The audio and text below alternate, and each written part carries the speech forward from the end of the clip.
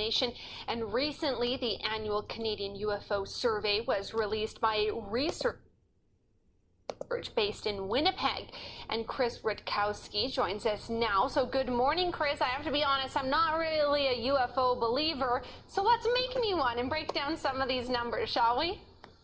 Well, I'm not questioning anybody's belief, actually. This is simply what people have reported in Canada to Transport Canada or to civilian UFO researchers. It's really something that tells us what people are saying they're seeing. And 1,100 reports across Canada, about 3 per day, which is not bad. We're about the same level as we've been over the past 5 years or so. We're remaining at a high level. And it suggests that there's a real phenomenon that's not going away. Okay. Now, Canada overall, you mentioned they're up, but here in Saskatchewan, it's down quite a bit. So any idea why there's the drop in Saskatchewan?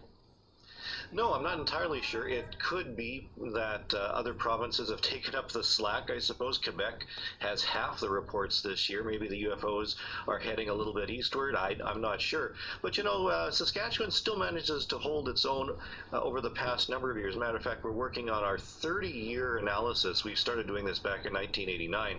And over that time, Saskatchewan has had something like 800 UFO reports, which is nothing to sneeze at for sure. Now, 800 is a lot. Now, recently, one sighting from Prince Albert last year involved people being followed by a green object which shone a beam on their car. And it sounds quite intriguing, but how are you able to investigate reports like this?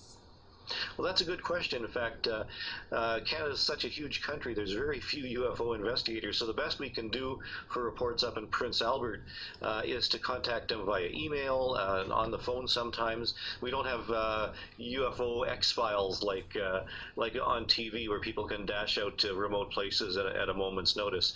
So that's the problem. In fact, investigating cases is quite a challenge. However, a lot of cases do get investigated, and even after investigation, they keep us scratching our heads sometimes.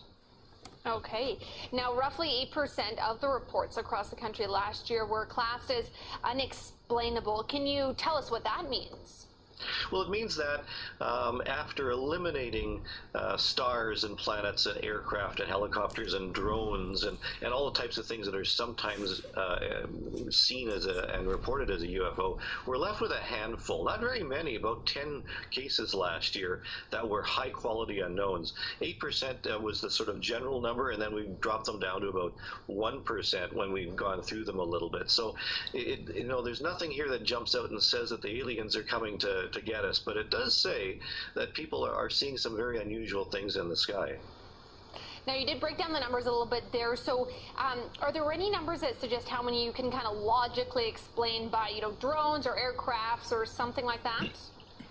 Well, sure. Almost half of the reports we get don't have enough information for analysis. Now, what that means is the person couldn't remember whether it was a Saturday or a Sunday or maybe even this week, or the time wasn't given, or they couldn't remember where they were exactly because they were driving down an isolated stretch of road and it didn't really come to them where they were. So sometimes we don't have enough information in order to try and figure it out. It's sort of like detective work, but sometimes we do.